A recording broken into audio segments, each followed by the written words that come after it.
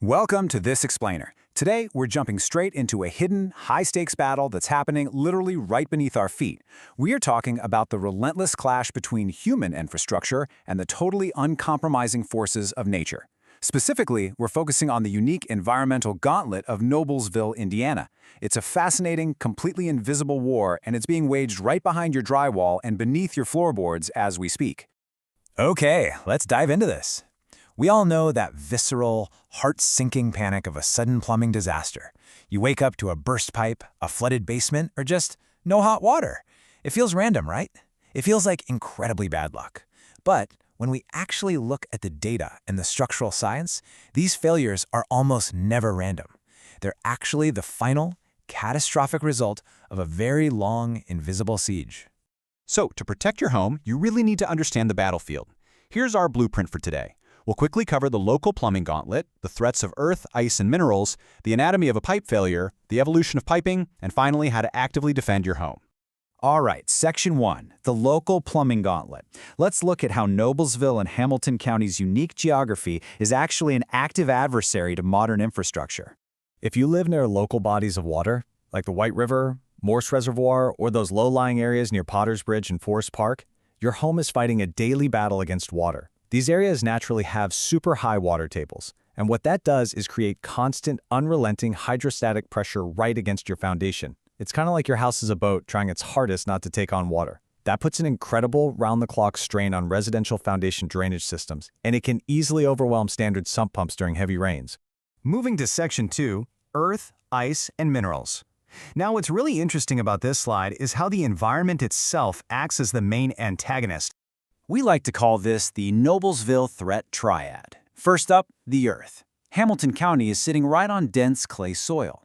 As the seasons change and moisture levels fluctuate, this clay expands and contracts. It literally grabs and shifts your underground pipes until they just crack.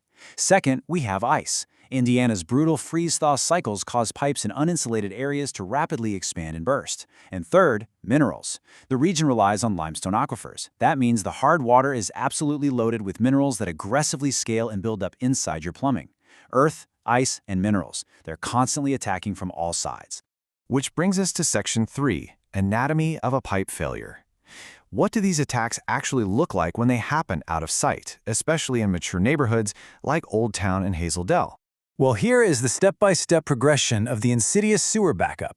In beautiful, older neighborhoods, those mature maples and oaks have massive root systems. Step 1, these roots are actively seeking out the moisture flowing inside your sewer lines. Step 2, they find microscopic cracks or joints in older terracotta or cast iron pipes and just forcefully push their way in. Step 3, as the roots grow like a dense net inside the pipe, everyday waste and debris catch on them. And finally, Step 4, a complete blockage forms, resulting in a visceral, destructive raw sewage backup right into your home. It's quiet, it's slow, and honestly, it's devastating. And you know, it's not just the pipes taking a hit, it's your appliances too. Remember that limestone hard water we just mentioned? It's constantly depositing heavy mineral sediment right at the bottom of your water heater.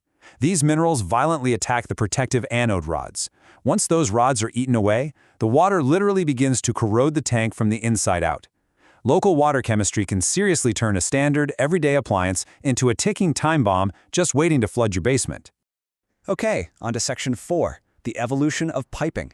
The exact era your home was built directly dictates its structural vulnerabilities. Let's move to and see how this builds by looking at how building materials have evolved over recent history. If your home was built pre-1960, it likely features galvanized steel, which we now know rust heavily from the inside.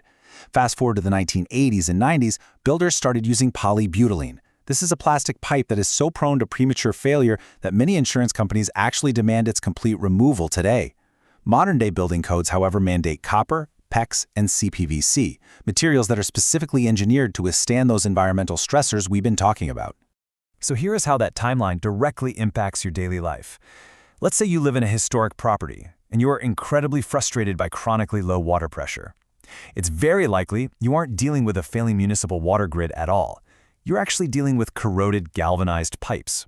As the rust builds up inside those pre-1960 pipes, it physically chokes off the water pathway. It's literally an architectural symptom of a historical building choice.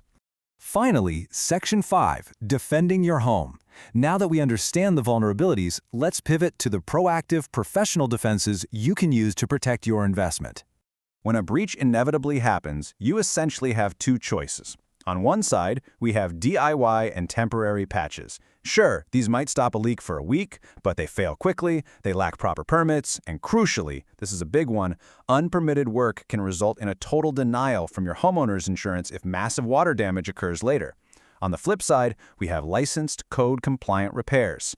This means work done to the strict standards of the Indiana Plumbing Code by master plumbers, ensuring a guaranteed, permanent fix that actually protects both your property value and your legal liability. And speaking of defense, I want you to burn this number into your memory. 55 degrees. This is the absolute minimum winter thermostat setting required to prevent catastrophic frozen pipes in your uninsulated crawl spaces and attics. Even if you're leaving town for the holidays, absolutely never let your home drop below 55 degrees. It is your primary, non-negotiable shield against the ice threat. Beyond just the thermostat, here are some rapid-fire, highly actionable defensive tactics you can use right now. Number 1, disconnect and drain all outdoor hoses before that first freeze hits. If you leave them connected, the ice will travel right up into your home's pipes. Number 2, flush your water heater annually. You have to aggressively remove that destructive mineral sediment we talked about earlier. And number 3, schedule routine camera inspections for your sewer lines. Seriously, don't wait for the backup to happen. Catch that tree root intrusion early while it's still manageable. So, the crucial point is this. Preventative maintenance catches small problems before they become expensive emergencies. Once you truly understand the environmental gauntlet your home is facing every single day, maintenance stops being a chore and becomes a vital strategic defense. Which leaves us with this final provocative thought. You now know all about the shifting clay, the freezing temperatures, the hard water, and those invasive tree roots. Take a look around your home today. Consider the exact era it was built. What invisible plumbing battle is happening inside your walls right now? Thanks so much for joining me for this explainer. Stay curious and stay proactive out there.